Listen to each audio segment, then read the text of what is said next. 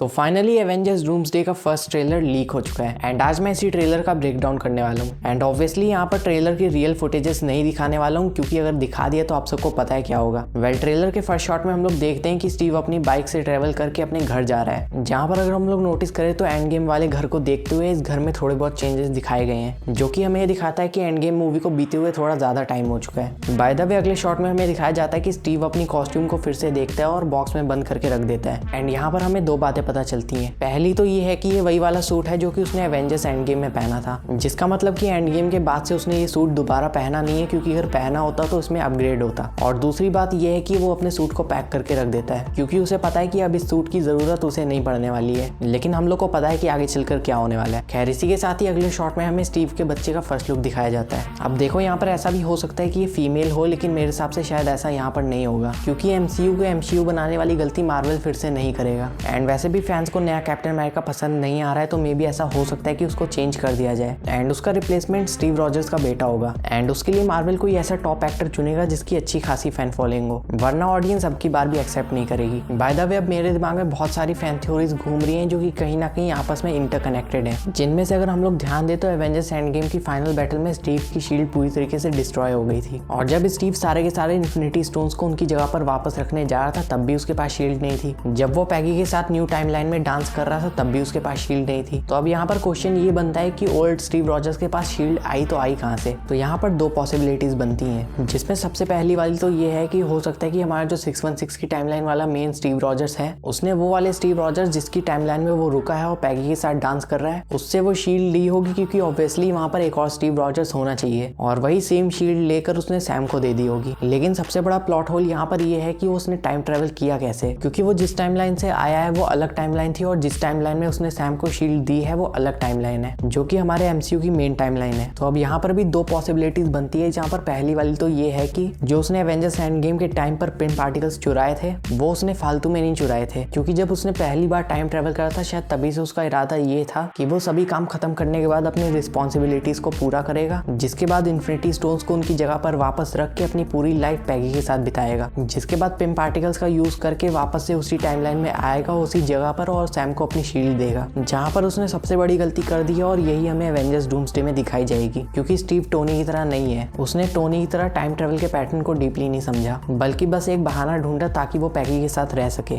और यही उसने सबसे बड़ी गलती की है, जो कि उसे नहीं करनी चाहिए थी, और इसी वजह से यहाँ से एक नई टाइमलाइन चालू हुई है, जहाँ पर उसका बच्चा भी हमें दिखाया गया है, जो कि एग्जिस्ट करना ही नहीं चाहिए था। एंड अगर ध्यान दिया जाए तो बच्चा दोनों टाइमलाइंस का है, जहाँ से स्टीव आया है यानी कि 616 यानी कि एमसीयू की मेन टाइमलाइन वो भी, और जिस टाइमलाइन में वो रुका है वो भी, विच मीन्स कि अगर सब कुछ ठीक करना है तो स्टीव को अपने बच्चे का सैक्रिफाइस देकर अपनी 616 वाली टाइमलाइन में वापस आना होगा। और एक बार तो वो अपनी मेन टाइमलाइन में आने का सोच सकता है, लेकिन अपने बच्चे का सैक्रिफाइस देने का वो जरा सा भी नहीं सोचेगा, और यही सबसे हार्ड चॉइस होगी स्टीव के पास डूम्सडे मूवी के अंदर। बाय द वे अगर टॉपिक पे वापस आए कि ओल्ड मैन स्टीव रॉजर्स ने टाइम ट्रेवल किया कैसे, तो इस चीज की दूसरी पॉसिबिलिटी जो बनती है वो ये है कि हो सकता है कि एवेंजर्स डूम्सडे के जो इवेंट्स हुए हों वो स्टीव रॉजर्स के पास्ट में जाकर पैगी के साथ लाइफ बिताने के बाद से कैनन इवेंट्स हो गए होंगे, जहां पर डूम्सडे या फिर सीक्रेट वॉर्स के बीच में कहीं ना कहीं उसे अपनी शील्ड मिली होगी। एंड हाई चांसेस ये है कि हो सकता है कि सैम विल्सन ने उसे अपनी शील्ड दी हो वापस, जिसके बाद स्टीव वापस से उसी एंड गेम वाली टाइमलाइन में गया होगा और अपनी शील्ड सैम को दी होगी उसने, जो कि एक लूप का फॉर्मेशन कर देता है। और वो जो शील्ड वाला सिनेरियो मैंने आपको बताया कि ओल्ड मैन स्टीव रॉजर्स के पास शील्ड कहाँ से आई, तो वो उसकी जो दूसरी पॉसिबिलिटी बनती है वो यहीं से आती है, जिससे एक बात ये प्रूव हो रही है कि जो एवेंजर्स डूम्सडे और सीक्रेट वॉर्स के इवेंट्स होने वाले हैं वो कैनन इवेंट्स हैं। और ये बात भी प्रूव हो जाती है कि डूम्सडे मूवी एंड गेम का डायरेक्ट सीक्वल होने वाली है। एंड साथ ही साथ जो रूसो ब्रदर्स ने एक चीज कही थी कि वो पहले तो मान नहीं रहे थे मूवी के लिए, लेकिन स्क्रिप्ट को पढ़ने के बाद वो एकदम से मान गए थे। अब मे भी ऐसा हो सकता है कि वो स्टीव रॉजर्स के लिए वापस आए हो। बाय द वे कमेंट्स में बताना कि आपको क्या लगता है। वेल इसी के साथ ही जो बाकी टीजर्स हैं उनमें से जो अगला वाला टीजर है जो कि थॉर वाला टीजर होने वाला है, उसके बारे में हमें थोड़ा बहुत पता चल चुका है, जहाँ पर उसकी डिस्क्रिप्शन ये है कि वो बहुत बड़ी वॉर में जा रहा है और वो अपने फादर ओडिन से प्रेयर कर रहा है ताकि वो अपनी बेटी लव के पास जिंदा लौटे। एंड इसके बारे में ज्यादा बात नहीं करूंगा, जब टीजर आएगा तब बात करूंगा। एंड जो थर्ड टीजर होने वाला है वो डॉक्टर डूम के अराउंड घूमेगा, और जो फोर्थ टीजर होगा वो पूरी मूवी के अराउंड घूमेगा। एंड ये जो सभी की सभी टीजर्स हैं वो जनवरी की शुरुआत के अंदर अंदर ऑफिशियली रिलीज हो जाएंगे, जो कि हमें अवतार फायर एंड डैश के साथ थिएटर्स में देखने को मिलेंगे, लेकिन ये नहीं पता कि सोशल मीडिया पे कब आएंगे, तो इसीलिए हमें तब तक के लिए इंतजार करना होगा। एंड अगर आपको ये वीडियो अच्छी लगी हो तो वीडियो को एक लाइक कर देना। मिलूंगा नेक्स्ट वीडियो में, तब तक के लिए गुड बाय।